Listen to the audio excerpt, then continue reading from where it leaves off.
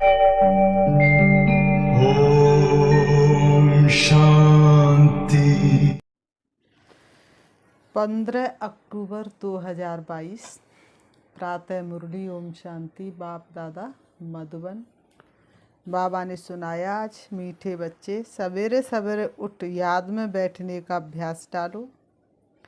भोजन पर भी एक दो को बाप की याद दिलाओ। याद करते करते तुम पास विद ऑनर हो जाएंगे। मीठे बच्चे सवेरे सवेरे उठ याद में बैठने का अभ्यास डालो। भोजन पर भी एक दो को बाप की याद दिलाओ।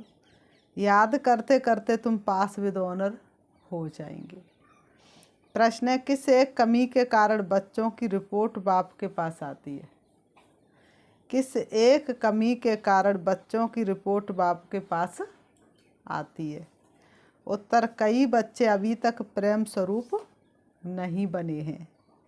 मुख से दुख देने वाले बोल बोलते रहते हैं, इसलिए बाप के पास रिपोर्ट आती है।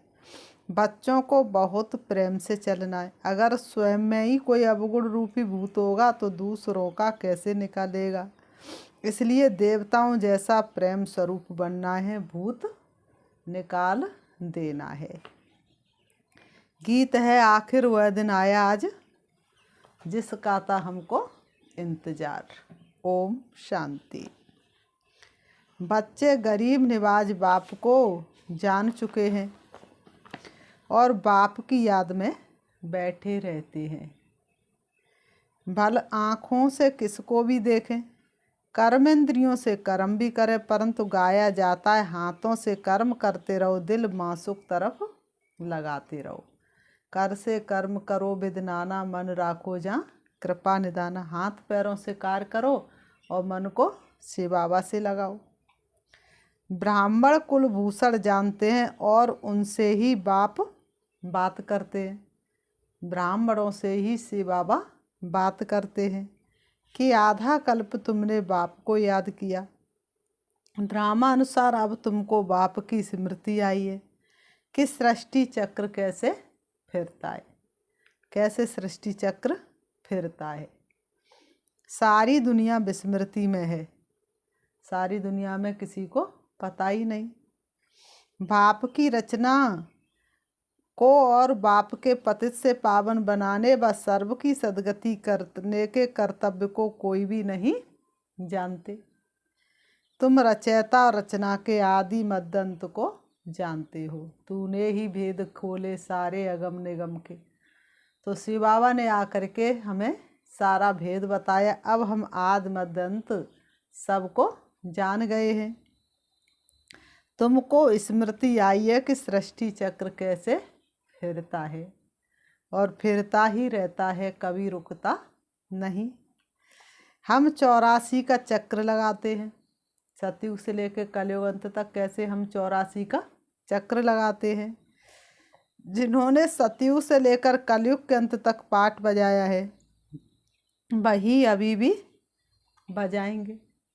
सतयुग से लेकर कलयुग तक जन्म लेते नीचे उतरते आए हैं। एक जन्म हुआ, थोड़ी सी आत्मा की कला कम हुई, 84 जन्म में पूरी कला कम हो जाती है।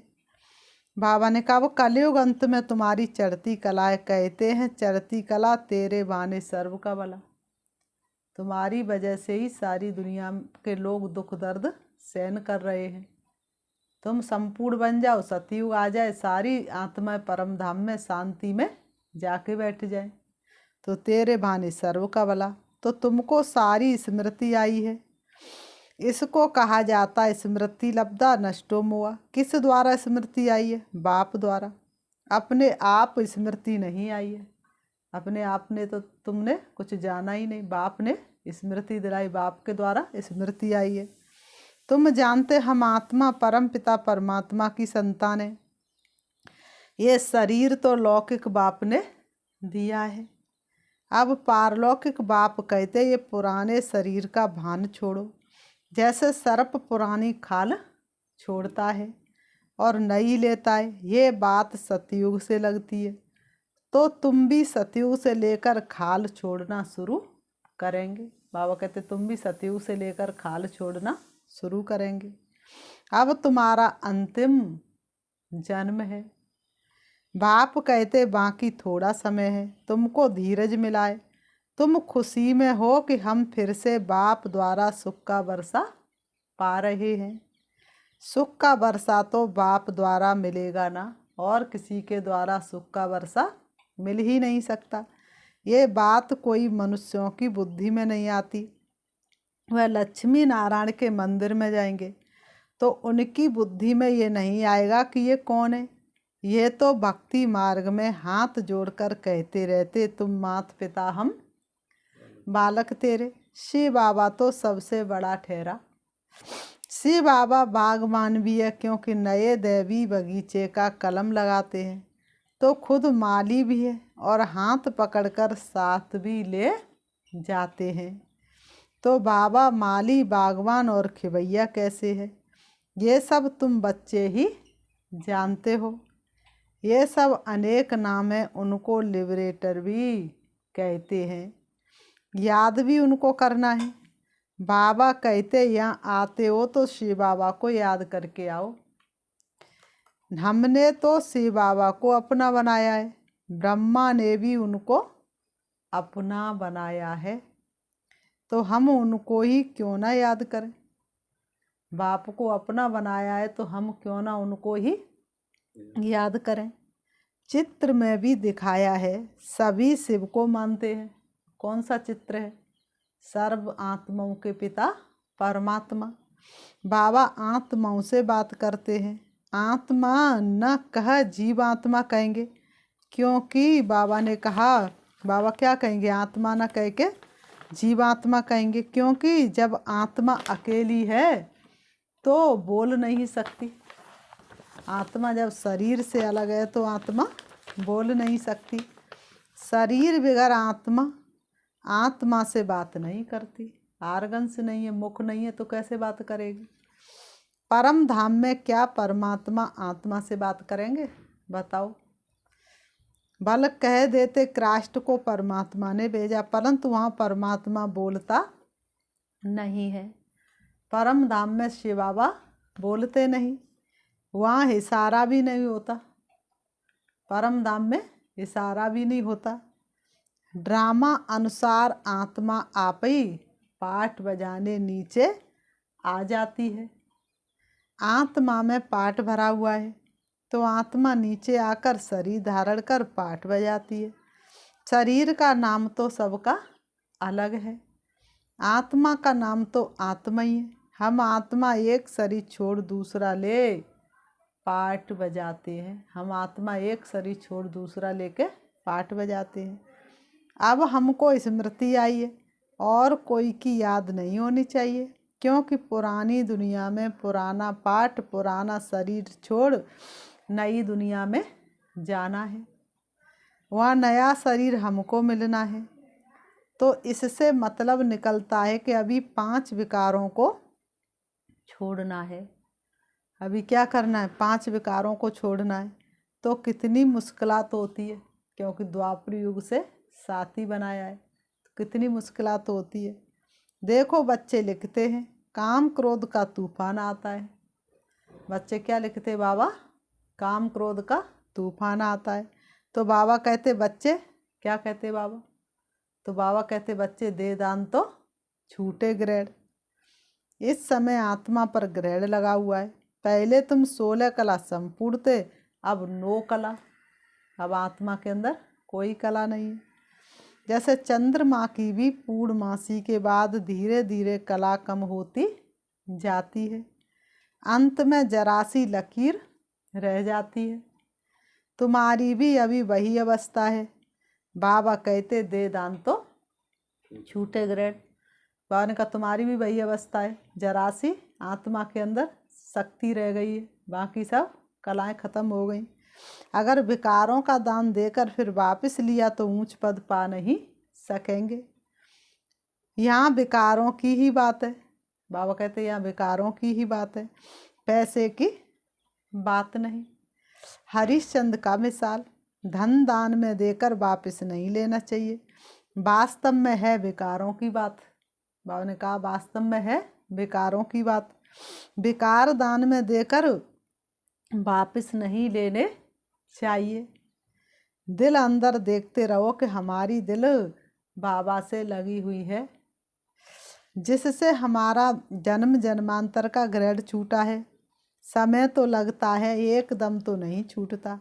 जो कर्म भोग रहा हुआ है उसकी निशानी है, उसकी निशानी क्या? बीमारी। ये कर्म भोग ही तो है जो इतनी बड़ी बीमारी आई। तूफान आते इसका कारण पूरा योग नहीं है। बाप कहते और संग तोड़, मुझे एक संग जोड़ो। और सत्संगों में मासुक को जानते ही नहीं। ये भी नहीं जानते कि आत्मा में 84 जन्मों का अविनाशी पाठ नूदा हुआ है। पहले हमारी बुद्धि में भी नहीं था तो औरों की बुद्धि में कैसे होगा? ज्ञान से पहले हमारी बुद्धि में भी नहीं था तो औरों की बुद्धि में कैसे होगा? जो हम देवता घराने के थे वह भी नहीं जानते थे। अब तुमको स्मृति आई है कि हम ब्राह्मण हैं, फिर सतयुग में प्रारब्धि शुरू हो जाएगी। फिर जो कर्म हर एक ने सतयुग में किए थे वही रिपीट करेंगे। संस्कार इमर्ज होते जाएंगे। ये जब बाबा की महिमा करते हैं, ज्ञान का सागर, प्रेम का सागर, तो हम भी प्रेम सीख रहे हैं। हमारे मुख से ऐसे शब्द नहीं निकलने चाहिए जो किसी को दुख मिले। हमारे मुख से ऐसे शब्द नहीं निकलने चाहिए जो किसको दुख मिले। अगर किसी को दुख दिया तो समझना चाहिए हमारे अंदर, अगर किसी को दुख दिया तो समझना चाहिए हमारे अंदर भूत है। बाबा ने कहा फिर जब भूत होगा तो क्या नहीं होगा? तो फिर लक्ष्मी को बर नहीं सकेंगे। बाप के बने तो लक्ष्मी को बरने लायक बनना चाहिए। भगवान जब बनाने आया है तो बनना चाहिए ना। अगर कोई भूत रह गया तो त्रेता में चले जाएंगे। अगर कोई भूत रह गया तो त्रेता में चले जाएंगे।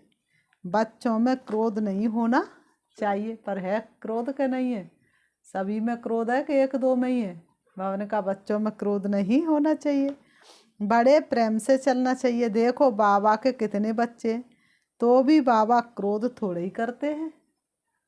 बाबा किसी पर क्रोध करते हैं क्या? तो तुमको भी बड़ा प्रेम स्वरूप बनना है। अभी कई बच्चे प्रेम स्वरूप नहीं बने हैं।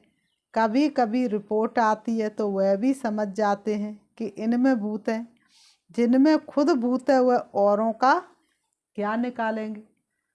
जिनके अंदर खुद ही भूत है वह औरों का क्या निकालेंगे? बड़ा प्रेम स्वरूप बनना है और यहाँ ही बनना है। सूक्ष्म वतन में नहीं बनेंगे, परम धाम में नहीं बनेंगे, सतयुग में नहीं बनेंगे, यहीं पर बनना है, संगम पर ही बनना है। देवता प्रेम स्वरूप है ना। देखो लक्ष्मी नारायण का चित्र कितना खींचता है। तो हमको भी ऐसा बनना है। तुमको पति क्रोध करता है तो भी प्रेम से बात करनी है। बाबा ने कहा तुमको पति क्रोध करता तो भी प्रेम से बात करनी है। ये नहीं उनमें भूत है तो मुझ में भी आ जाए। बाबा ने कहा नहीं, मेरे में जो अवगुण है कैसे भी करके अवगुणों को निकालना है। बहुत बहुत मीठा बनना है। किसी ने कहा लौकिक बाप गुस्सा करता है, तो मैंने कहा कि जब वह क्रोध करता है तो तुम अच्छे अच्छे फूल चढ़ाओ।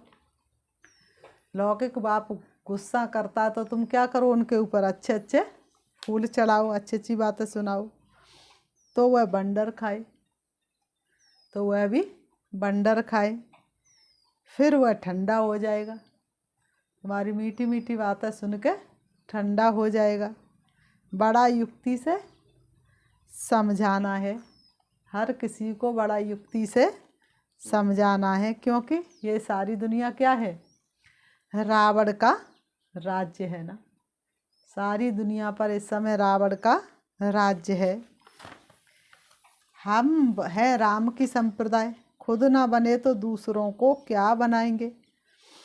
इसलिए स्थापना में देरी पड़ती है। एक तो प्रेम से चलना है, दूसरा स्मृति में रहना है। एक तो प्रेम से चलना है, दूसरा स्मृति में रहना है। सुदर्शन चक्रधारी बनना है। धंधा तो करना ही है, इसलिए सुबह का समय बहुत अच्छा है। अमृत वेला शुद्ध पवन में कहते ना सवेरे सोना सवेरे उठना, इसलिए सवेरे सवेरे उठ यहाँ आकर बैठो तो 5 मिनट भी याद ठहरेगी। फिर धीरे धीरे आदत पड़ने से याद पक्की हो जाएगी। अच्छा खाना खाते हो तो देखो कि कितना समय बाबा की याद में खाया। अगर सारा समय याद किया तो वह भी बड़ी बहादुरी है। भोजन पर 1-2 को इशारा देना है। भोजन करते समय भी 1-2 को इशारा देना है कि बाप को याद करो, शिव बाबा को याद करो। एक एक गिट्टी पर याद दिलाओ। हमारा है ही सहज योग, हठ योग नहीं, सहज योग। अभी बुद्धि में ज्ञान आया है। परमपिता परमात्मा को सर्वशक्तिवान कहते हैं, तो उनमें भला क्या शक्ति है? ये नहीं कि बांस बनाने की शक्ति है, नहीं। उनको याद करने से विक्रम विनाश हो जाते हैं। ये शक्ति है ना, देखो है कितना भोला और शक्ति कितनी है।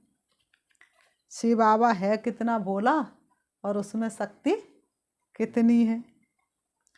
यथार्थ रीति याद करने में मेहनत है ना, मोटे रूप में फिर भी याद कर लो। यथार्थ रीति याद करने में मेहनत है ना, तो उसी से विक्रम विनाश होते हैं। यथार्थ रीति याद नहीं करोगे विक्रम विनाश नहीं होंगे। तो मेहनत करनी चाहिए। सुबह का समय अच्छा होता है। भक्ति में भी सवेरे सवेरे उठते हैं। ज्ञान में भी सवेरे का समय बहुत अच्छा है। बाप कहते मैं कल्प में एक ही बार आता हूँ तुमको साथ ले जाने के लिए, तो बिल्कुल खुशी से जाना है। दुख धाम से निकलना। ऐसी स्मृति होगी तो डरेंगे नहीं। कितनी भी परीक्षा आए तो भी स्मृति पक्की रहनी चाहिए। ऐसी अवस्था जमानी है। अब तुम बच्चों को हमसो सोहम का अर्थ समझाया है।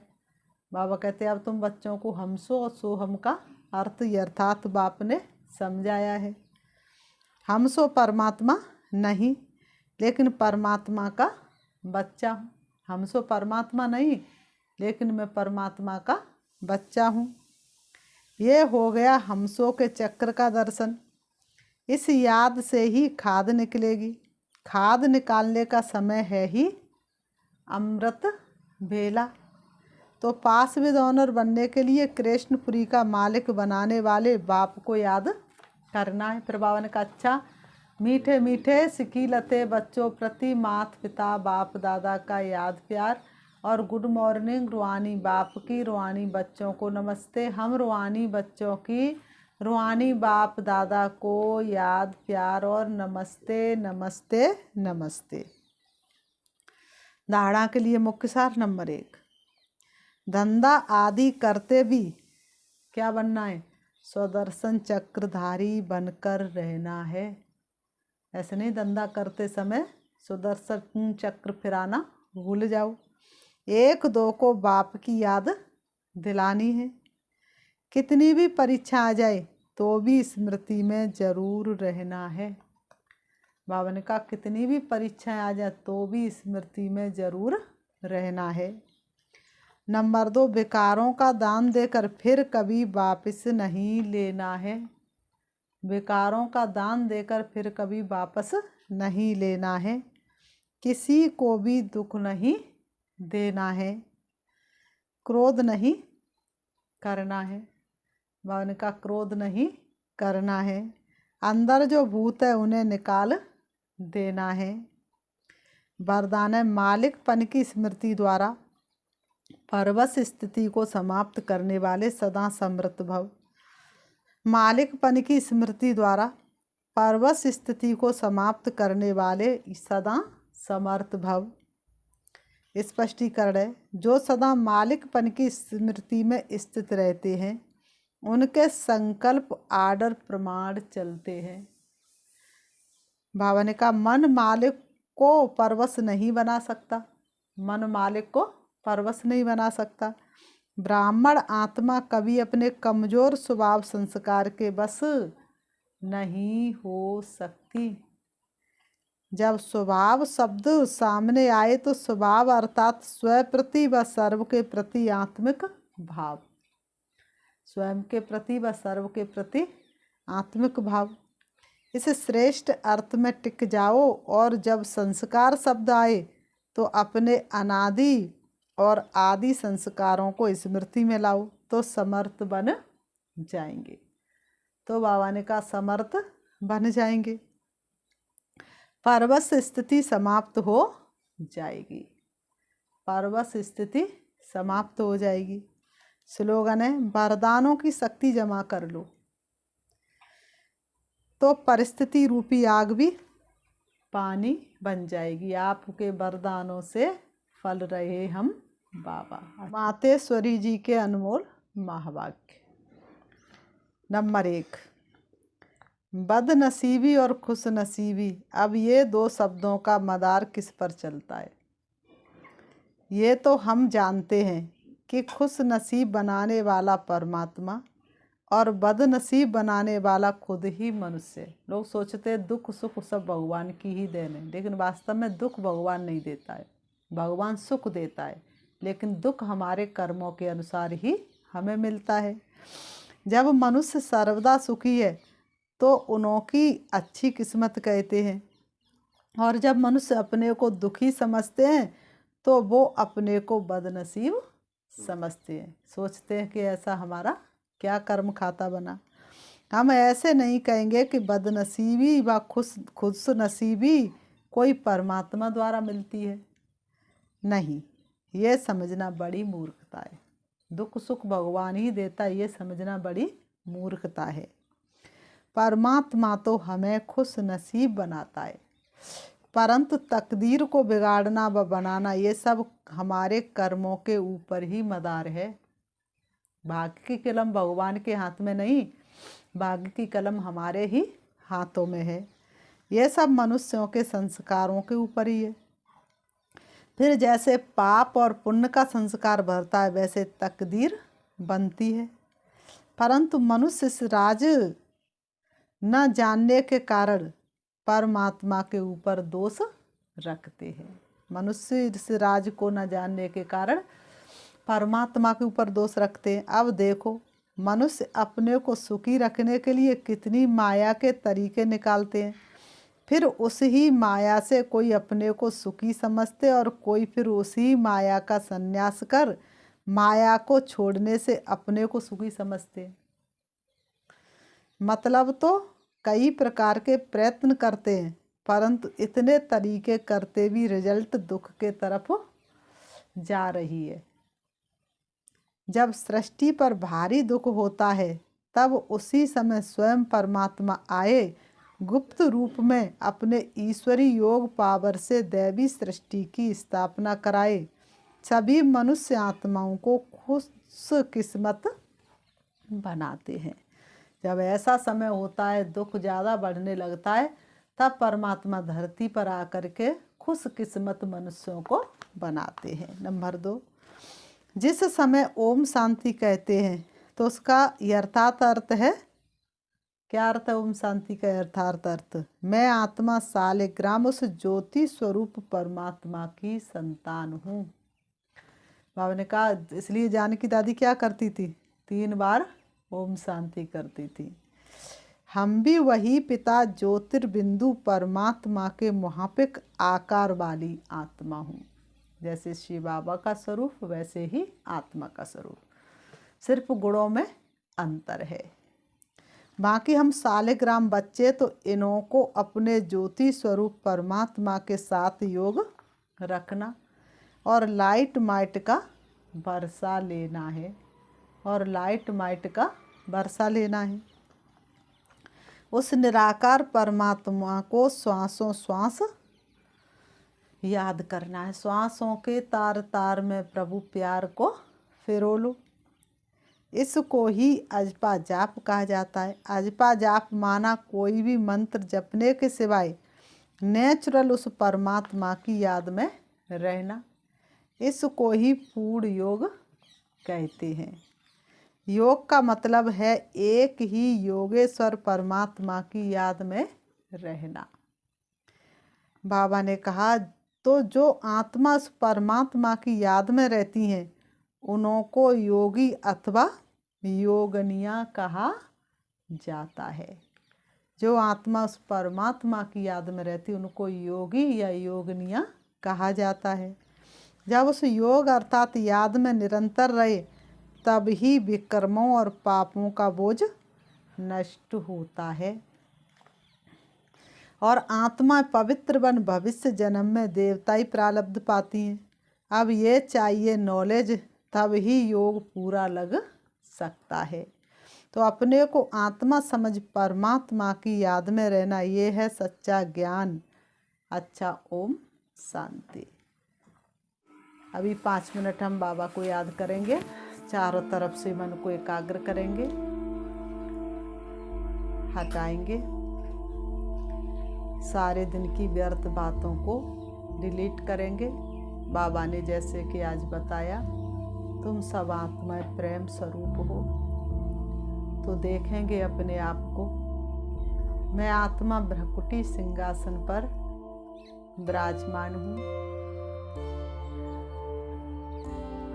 मैं आत्मा प्रेम स्वरूप हूँ। प्यार के सागर प्यारे पिता परमात्मा की सबसे प्रिय संतान हूँ। सारे विश्व की आत्माओं को प्यार से भरपूर करने के लिए मैं आत्मा प्यार के सागर परम पिता परमात्मा, जो परम धाम के रहने वाले हैं, उनके पास जा रही हूँ। मुझे आत्मा का भी घर परम धाम शांति धाम है। मैं आत्मा चली जा रही हूँ, पहुँच जाती हूँ अपने प्यारे पिता परमात्मा के पास। चमकता हुआ दिव्य सितारा, सर्व शक्तियों का सागर, जहाँ हल्के सुनहरे लाल रंग का आसमान है, वही मेरा पिता ज्योति बिंदु से विराजमान है। मैं आत्मा अपने प्यारे पिता परमात्मा के सम्मुख हूँ। दिव्य चक्षु के द्वारा उनको मैं देख रही हूँ और मन ही मन में संकल्प कर रही हूँ, बाबा आप प्यार के सागर हैं। मैं आत्मा भी प्रेम स्वरूप हूँ।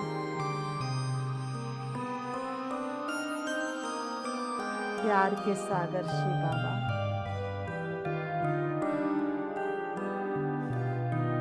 प्यार की किरणों को चारों तरफ बिखेरे हुए हैं। मैं आत्मा प्यार के सागर श्री बाबा की प्यार की किरणों में समा जाती हूँ। धीरे धीरे मैं आत्मा प्यार से भरपूर होती जा रही हूँ।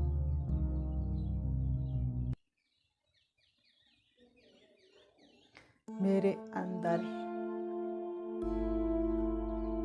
प्यार की भरपूर शक्ति है। मेरे अंदर प्यार की शक्ति जमा हो रही है। मैं आत्मा प्यार के सागर शिव बाबा की लहरों में लहरा रही हूँ। ऐसा प्यार तो दुनिया में कहीं नहीं मिला। मैं धन्य धन्य हो गई बाबा आपके प्यार को पा करके। अब मैं आत्मा प्यार से भरपूर होकर सारे विश्व की आत्माओं को प्यार से भरपूर करने के लिए वापस आ रही हूँ। आ जाती हूँ सृष्टि रंगमंच पर। आकर के दोनों भ्रमों के बीच भ्रकुटी में विराजमान हो जाती हूँ। अब मेरी प्यार की किरणें चारों तरफ फैल रही हैं। मैं आत्मा संपूर्ण प्रेम स्वरूप हूँ। मेरी दृष्टि जिधर पड़ती है सभी दुख दर्द से मुक्त होकर मुझसे प्यार का अनुभव करते हैं। मैं हर आत्मा के दुख दर्द को दूर करने वाली प्यार के सागर परमात्मा की प्रिय संतान प्रेम स्वरूप हूँ। मेरे चारों तरफ का वातावरण बहुत शक्तिशाली है। ओम शांति।